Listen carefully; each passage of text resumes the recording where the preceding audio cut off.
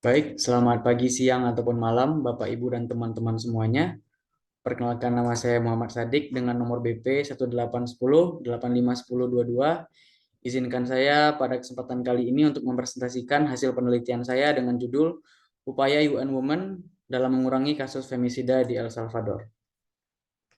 Oke, untuk latar belakang, El Salvador merupakan negara terkecil di benua Amerika, namun memiliki rata-rata kasus femisida tertinggi di dunia, yaitu sekitar 13,83 per 100.000 perempuan berdasarkan penelitian dari Indeks Mundi pada tahun 2017.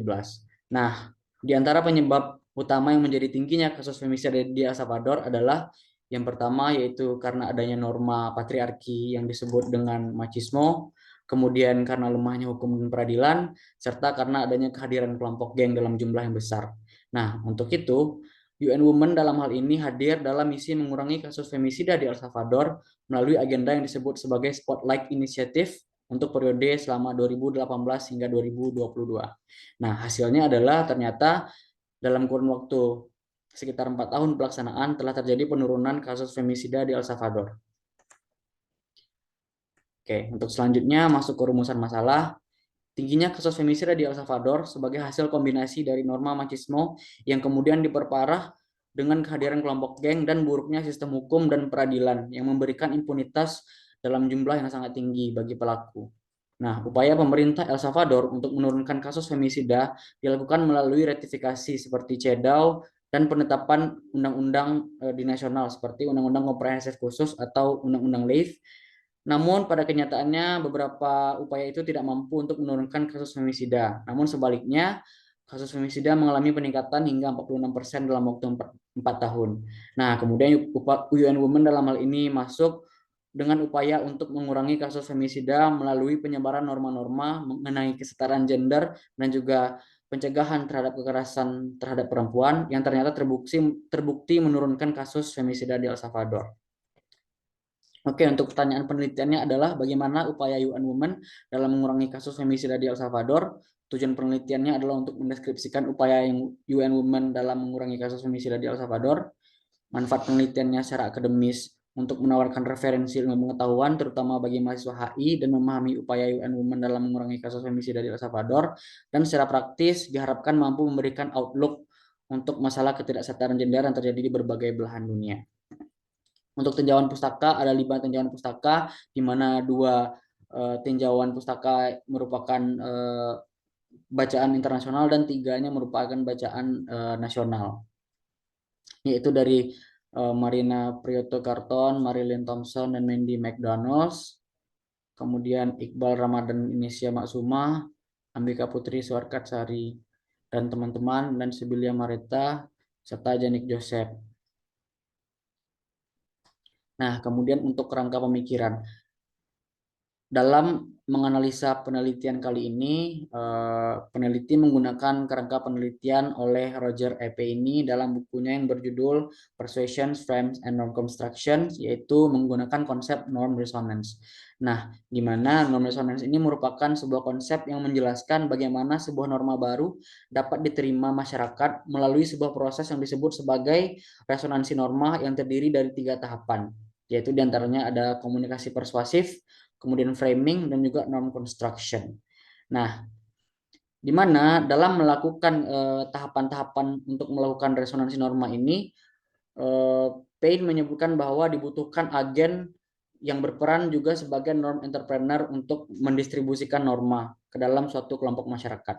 Oke, untuk proses pertama yaitu proses persuasi. Ini merupakan proses di mana agen akan berusaha untuk mengkomunikasikan norma baru melalui berbagai cara seperti tawar menawar ataupun diskusi dan juga konferensi di ruang kompleks untuk dapat berinteraksi dengan norma-norma lainnya.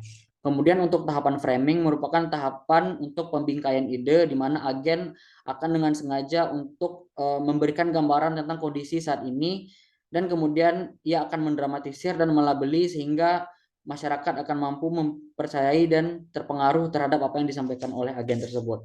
Kemudian di proses ketiga ada norm construction, merupakan tahapan di mana agen akan membangun norma-normanya di lingkungan masyarakat baru dan kemudian mengajak peran serta keterlibatan dari masyarakat untuk aktif dalam membangun norma tersebut bersama dengan agen itu sendiri. Nah, ketiga tahapan ini kemudian akan saling membantu untuk menciptakan resonansi, di mana akan tercipta nanti kesamaan ide di antara norma lama dan norma baru, sehingga terbentuklah resonansi dari norma itu sendiri. Nah, metodologi penelitian, pendekatan dan jenis penelitian menggunakan pendekatan kualitatif dan jenis penelitiannya adalah deskriptif analitis. Kemudian untuk batasan penelitian, penelitian ini dibatasi dari tahun 2018 sampai 2021. Untuk unit analisisnya adalah upaya UN Women dan unit eksplorasinya adalah kasus femisida di El Salvador. Dan untuk level analisisnya adalah level negara. Kemudian untuk teknik analisis data dilakukan dengan cara kondensasi data, kemudian penyajian data dan penarikan kesimpulan. Nah, teknik pengumpulan data dilakukan dengan studi kepustakaan atau memanfaatkan data sekunder. Kemudian masuk ke bab 2 mengenai femisida dan norma terkait gender di El Salvador. Untuk subbab pertama mengenai praktik femisida di El Salvador. Nah, sejatinya praktik femisida di El Salvador telah terjadi sejak lama. Namun untuk secara umum femisida itu sendiri dimaknai sebagai tindakan pembunuhan terhadap perempuan karena adanya rasa benci terhadap kaum perempuan atau yang disebut sebagai misogyny. UN Women juga mendefinisikan femisida sebagai pembunuhan yang disengaja karena motivasi terkait gender. Untuk jenis femisida sendiri secara umum terbagi menjadi dua, yaitu intimate femicide yang dilakukan oleh orang-orang terdekat dan non-intimate femicide atau tindakan pembunuhan yang dilakukan oleh orang-orang lain. Kemudian masuk ke perkembangan femisida di El Salvador. El Salvador sebagai negara terkecil dengan populasi sekitar 6,3 juta penduduk, pada kenyataannya memiliki rata-rata kasus femisida yang cukup tinggi dan sempat menjadi yang tertinggi di dunia pada tahun 2017 berdasarkan data dari Indeks Mundi, yaitu sekitar 13,83 per 100.000 perempuan. Namun sayangnya tingginya data kasus femisida ini tidak dibarengi dengan upaya hukum dan juga bagaimana masyarakat mengantisipasi. Hal ini ditandai dengan tingginya impunitas atau pengampunan terhadap berbagai kasus femisida, di mana sekitar 95 kasus femisida di El Salvador itu tidak dikenai hukum dan hanya sekitar 5% kasus yang dikenai hukuman kriminal. Nah, untuk perkembangannya sendiri sejak tahun 2015 hingga tahun 2017 kasus femisida mengalami peningkatan, di mana tahun 2015 menjadi tahun dengan kasus tertinggi yaitu sekitar 575 kasus dalam satu tahun. Nah, kemudian ternyata di tahun 2018 dan 2019 kasus femisida cukup mengalami stagnansi. Nah, hingga kemudian di tahun 2019 hingga tahun 2022 terjadi penurunan kasus, di mana dalam hal ini merupakan tahun di mana UN Women mulai masuk untuk melakukan upayanya. Untuk itu kemudian lebih jauh peneliti ingin melihat apa yang dilakukan UN Women dalam hal ini. Nah, untuk subbab selanjutnya terkait norma, sejatinya terdapat norma patriarki yang mempengaruhi atau mendukung semakin parahnya kasus femisida di El Salvador yang disebut sebagai machismo.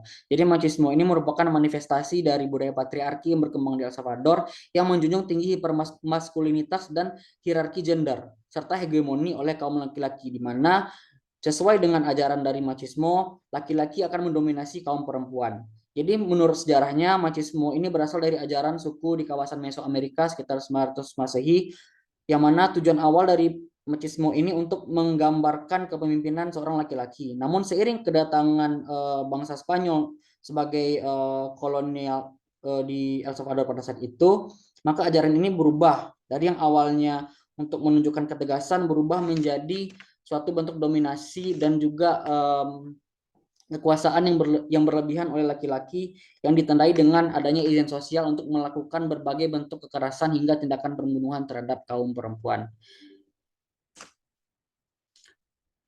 Nah, kemudian juga terdapat faktor-faktor lain yang menyebabkan tingginya budaya machismo seperti adanya kehadiran geng dalam jumlah yang cukup besar di El Salvador, di mana El Salvador yang juga dijuluki sebagai the land of gangster ini memiliki jumlah geng yang hampir mencapai 250 kelompok geng dengan anggota mencapai 29.000 jiwa.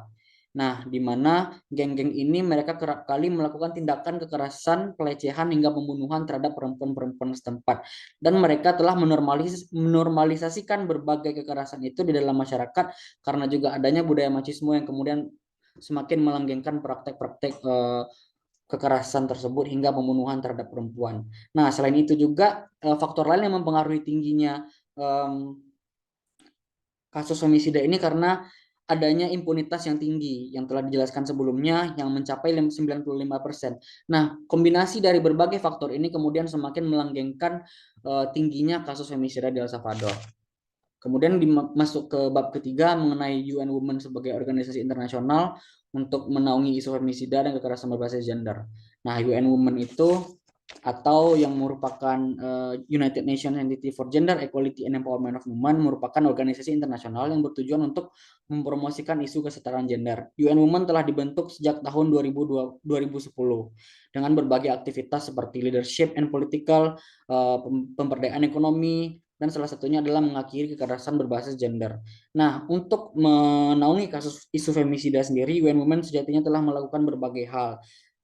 Di global, UN Women telah melakukan beberapa hal seperti telah membuat standarisasi terhadap isu femisida dan pendataan pada tahun 2019. Kemudian melakukan berbagai kampanye dan advokasi seperti Say No Unite dan juga advokasi Unite UN Women untuk memperingati Hari Kekerasan Terhadap Perempuan. Nah, di El Salvador sendiri UN Women telah masuk sejak tahun 2010.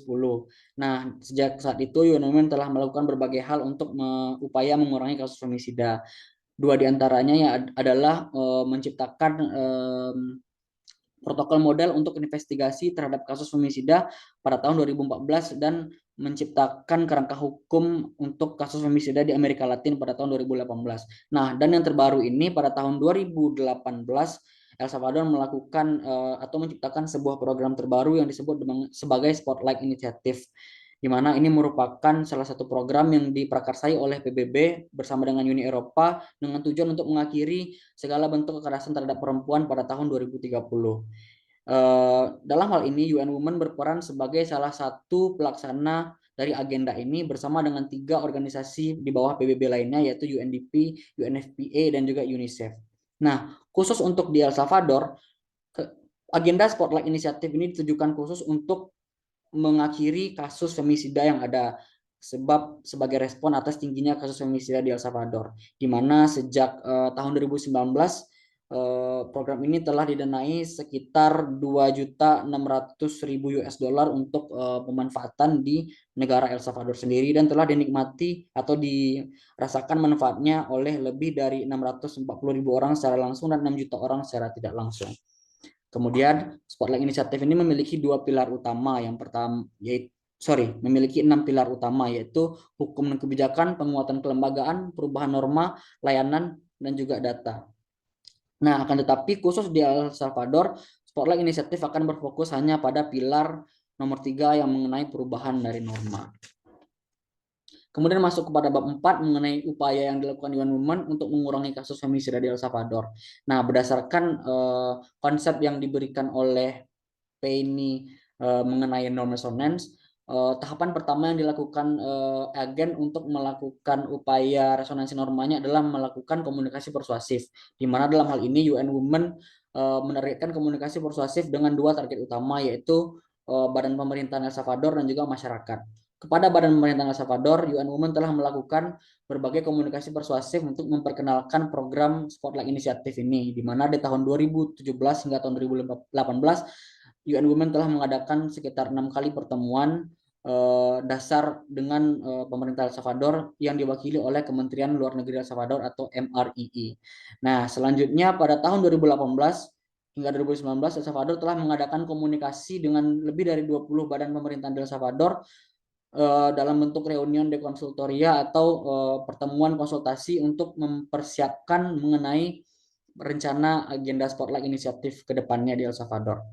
Nah, kemudian untuk komunikasi persuasif dengan masyarakat El Salvador dilakukan dengan melibatkan berbagai organisasi masyarakat sipil yang ada di El Salvador, di mana sejak tahun 2019 UN Women telah melaksanakan lebih dari 4 kali pertemuan dengan berbagai organisasi masyarakat yang ada. Selain itu juga komunikasi persuasif kepada masyarakat juga dilakukan melalui pemanfaatan komunikasi digital seperti website resmi ataupun media sosial seperti Twitter ataupun Facebook.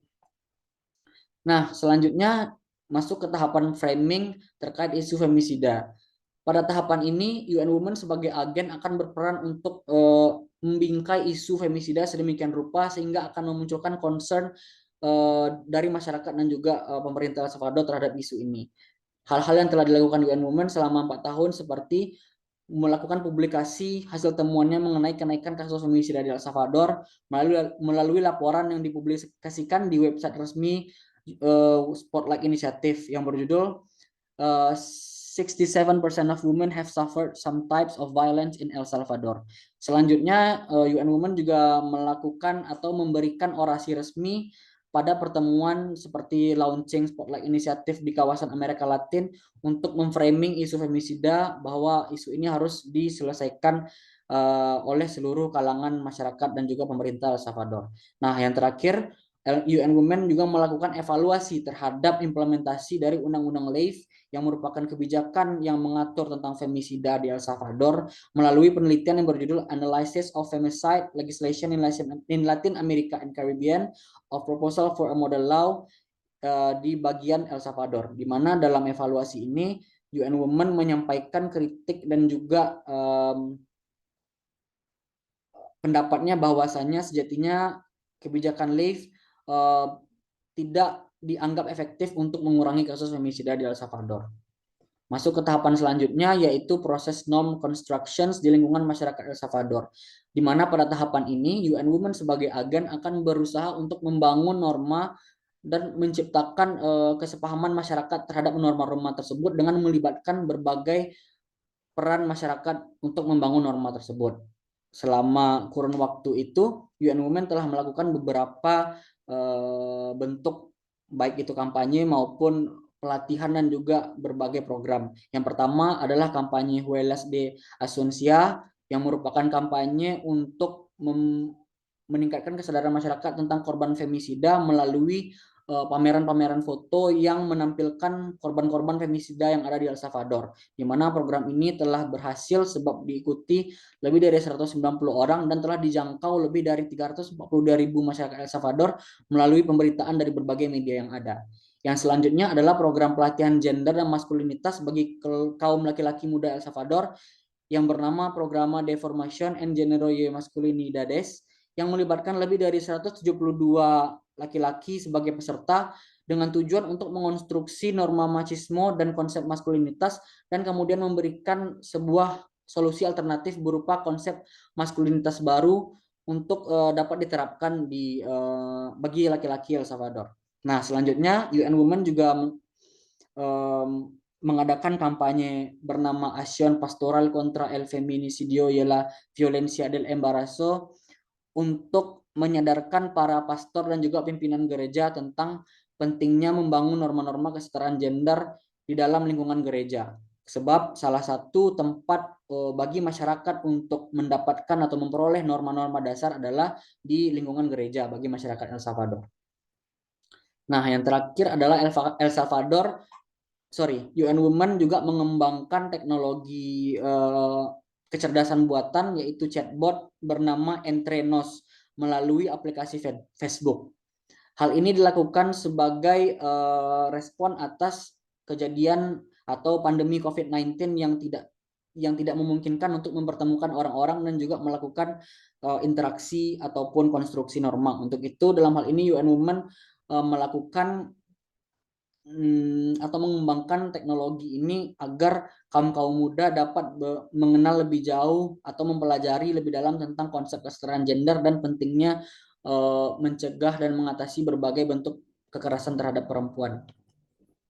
Nah, selanjutnya setelah berbagai tahapan dan juga proses yang dilakukan UN Women, di tahapan selanjutnya ataupun pada akhirnya UN Women akan memperoleh ataupun mencapai tahap norm resonance ataupun resonansi norma, di mana dalam tahapan ini norma-norma lama dan norma-norma baru akan dipertemukan dan akan dilihat ataupun ditemukan kesamaan-kesamaan ide untuk pada akhirnya dapat beresonansi. Nah, norma-norma yang beresonansi tersebut seperti norma lama mengenai perempuan sebagai kelompok inferior dan laki-laki sebagai kelompok superior, kemudian akan dipertemukan dengan norma baru El Salvador mengenai bagaimana perempuan seharusnya memiliki kedudukan yang setara.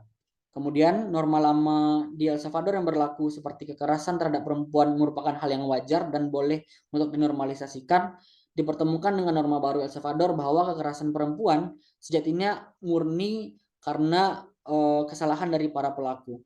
Kemudian norma-norma ini dipertemukan di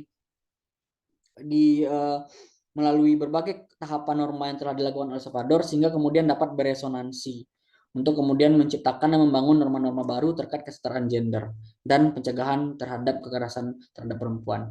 Nah, masuk ke yang terakhir mengenai kesimpulan dan saran. Kesimpulannya adalah bahwa yang pertama UN Women sebagai sebuah organisasi internasional tidak hanya melakukan tugasnya untuk melakukan perlindungan terhadap perempuan, namun juga melakukan perubahan norma dengan membangun norma-norma baru mengenai kesetaraan gender.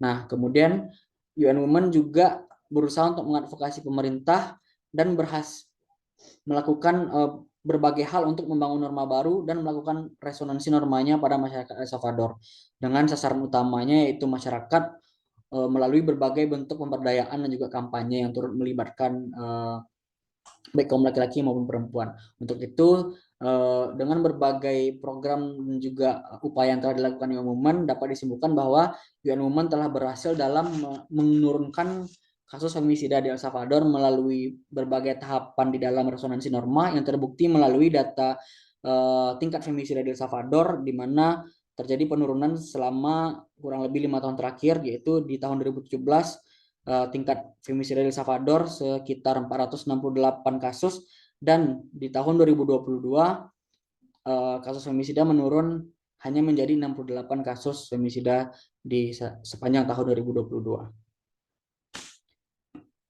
Baik, sekian presentasi saya pada kesempatan kali ini.